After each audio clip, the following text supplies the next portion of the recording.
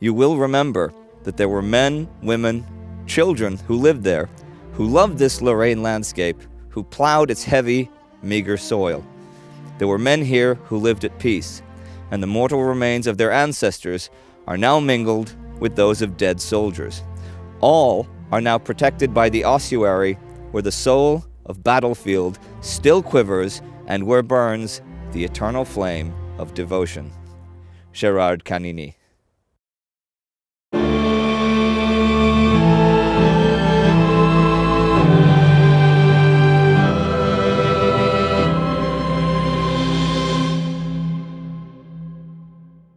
We're going to look now at the village of Fleury, which is a village quite close to Verdun, and we're close right now to the absolute limit of the German advance, which they reached in June of 1916. Can you pan around so we can see the village of Fleury? Now, if you're thinking that doesn't look much like a village in the traditional sense, you're absolutely right. Fleury was absolutely blasted off the face of the earth, the physical village. There are 8 such villages in the Verdun area that no longer exist as villages, but still actually exist on the map and exist as an homage. Fleury still has a mayor, and every year they have a commemoration, and maybe a dozen or 2 dozen people turn up, and the mayor comes, and it will continue to have a mayor, well, probably forever, as far as I can imagine. It's hard to overstate the importance of Fleury in the Battle of Verdun, though, even though it was a village of only 400 or 500 people. It began being bombed and bombarded from the very beginning of the Battle of Verdun, and by the beginning of May, it was completely destroyed. I mean, we're not too far from Douaumont, which, of course, the Germans took in February. In June, when the Germans launched another couple of offensives, they were towards Fleury and Fort Souville, and Fort Souville was the last of the real major forts between them and Verdun, which they never managed to take. And Fleury, even though it had been destroyed, is a strategic point. So this was a big, big scene of fighting. Actually, it changed hands 16 times during the summer.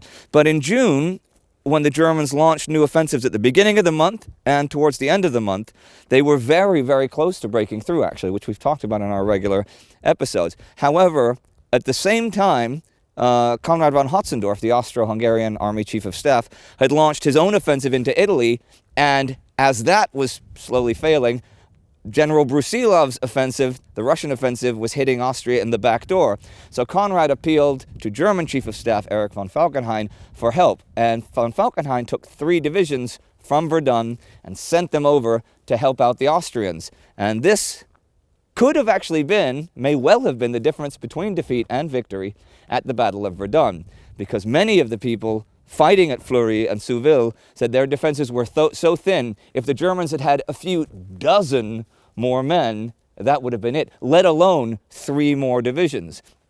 Now, also around Fleury and Fort Souville, Green Cross gas made its appearance, and this was yet another new danger, the phosgene gas, which was the deadliest of the poison gases used during the First World War. People think more of the horrors of mustard gas, but phosgene gas was actually responsible for 75% of all the gas casualties of the First World War. So by August, the Germans had actually been pushed out for good from Fleury, and in October and in November, Fleury, what's left of this, what was left, and these trees were not there. There was nothing there.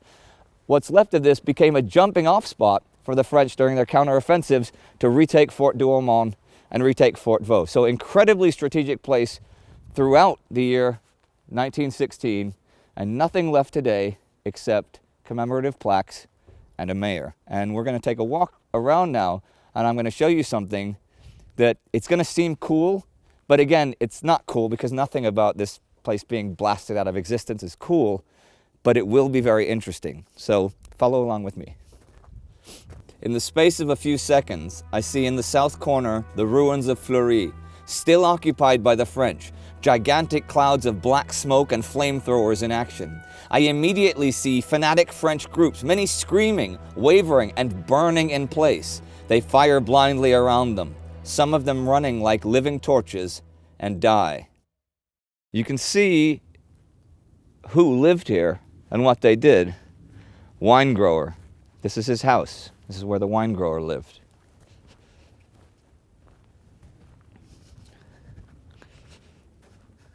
Baker, here's the bakery.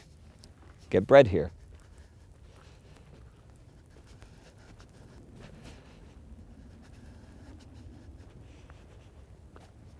Farm, okay, we had a little farm going back here. Just completely blasted out of existence. It's a really strange atmosphere here, something you're not used to. Another farm there.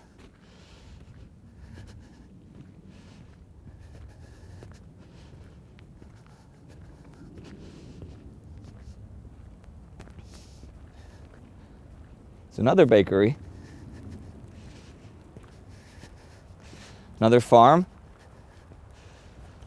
I'm not certain if it's 400 or 500 people that were living here in 1914 when the war began. There were still people being buried here in the 80s. I assume, although I could be wrong, that it was people that might have lived here when they were young. And here's something interesting.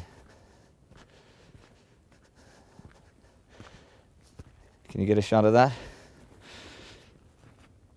If you're wondering what this carving is and this plaque is, it's something fairly unique. In 2013, a tree that was here fell over in a storm, and there were people here that came by, and they found 26 bodies. They found a bunch of bones. Turned out to be 26 bodies underneath. Now, there had been a farm here 100 years ago, and the basement was being used as hospital space. So this is from that.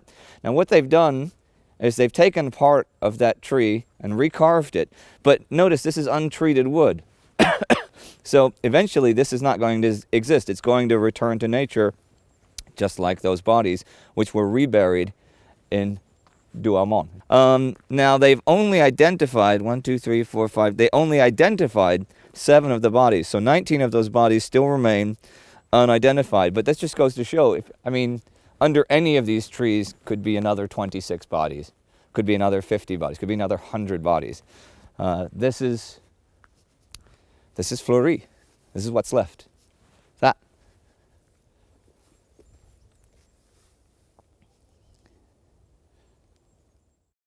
If you'd like to see our episode from Fort Douaumont, which is just a few kilometers away from Fleury, you can click right here for that. Please consider supporting us on Patreon so we can do more and more of these awesome field trip episodes. And like us on Facebook, follow us on Twitter, and don't forget to subscribe. See you soon.